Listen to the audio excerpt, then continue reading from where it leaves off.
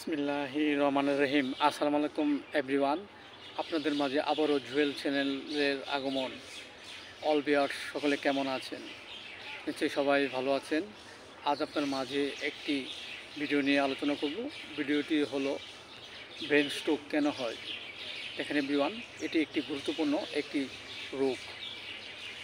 Brain stroke একটি মস্তিষ্কের একটি রোগ।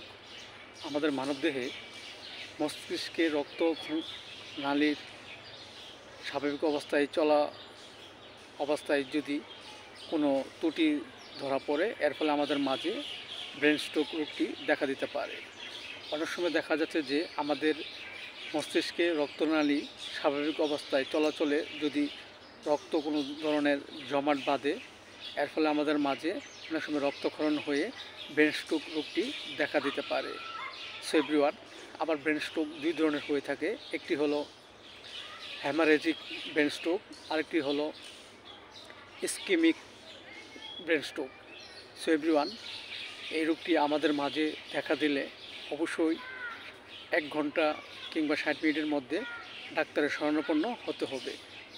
সো এভরিওয়ান, এই রোগটি হলে আমাদের যে করণীয় বিষয়গুলো হলো তা হলো আমরা অবশ্যই একজন ভালো ফিজিশিয়ানের শরণাপন্ন হব এবং নিয়মিত আমরা প্রচুর শাকসবজি খাবো এবং ফ্রেশ জুস, এবং দেখা যাচ্ছে যে আমাদের যে প্রেশার কিংবা সুগার নিয়ন্ত্রণ রাখার জন্য আমরা নিয়মিত চেক আপ করবো।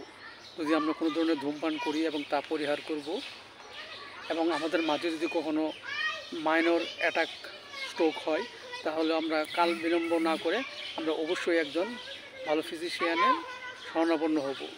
সো এভরিওয়ান, ভিডিওটি যদি আপনাদের ভালো লাগে অবশ্যই আপনারা সাবস্ক্রাইব করবেন, পাশে থাকবেন। সবাই ভালো থাকেন, সুস্থ থাকেন।